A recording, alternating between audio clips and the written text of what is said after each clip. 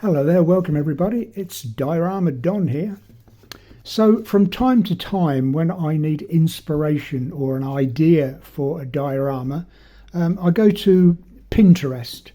If you type in World War II dioramas, there are thousands of ideas to look at.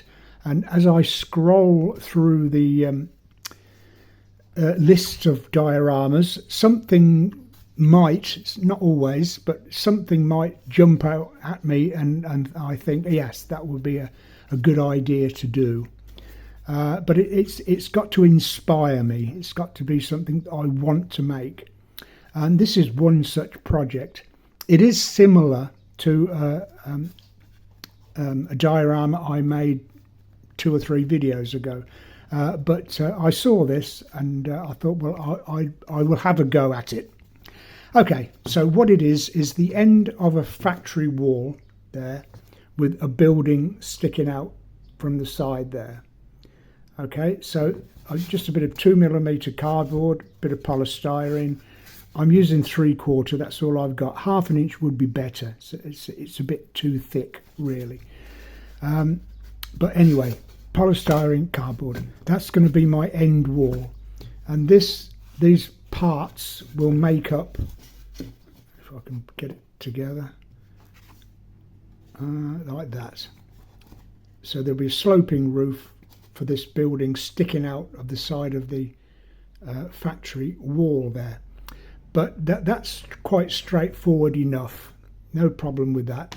But it's the support at this end, like this, that intrigued me. When you see photographs of old factory buildings, there's normally some kind of steel support like this, and it's handy having stuff like this. You can make gantries and supports and all kinds of things factory related, and also RSJs, which is rolled steel joist, I'm led to believe. H-section RSJs, and they were used quite a lot in the building or in the use of factories. So it's this really that interested me. So these are easy to make, but they take such a long time to make because you can only do a small section at a time and then wait for the glue to dry before you go on to the next bit. So I've used 2 pieces of barbecue stick. In this case they're 8 inches long, but that's irrelevant really. So barbecue stick on the side, and then a piece of card the same thickness as the barbecue stick, so in this case 3mm. So just cut the top and the bottom and glue those into place and hold the two sides in, and you won't be able to do anything until they are dry. So once they are dry, then you can put the other pieces in. Otherwise it's a nightmare trying to get all those pieces all in one go. But once you've got the 2 ends glued and dried, so these are in place and won't move, then you can put these cross pieces. Then wait for that to dry, and then you can cut the barbecue stick at an angle so that they sit into these spaces here. And again, wait for those to dry. But once you've got that, then you can make that kind of thing.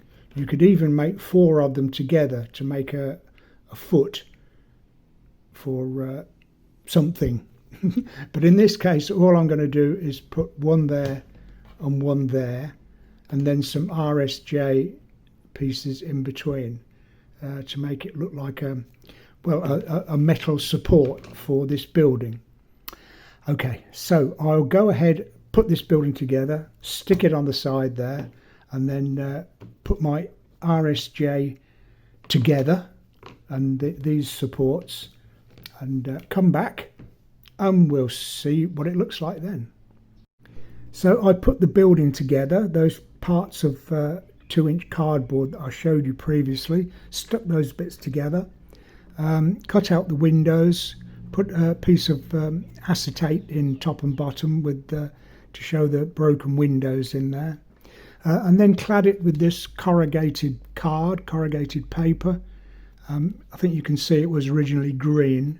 I just sprayed it with car touch-up spray paint, and then just give it a fine film of red oxide or primer paint just to give it that rusted look. So you could spend a bit more time on it, I will agree, to make it look a bit more authentic, but I think that's good enough for my purpose anyway.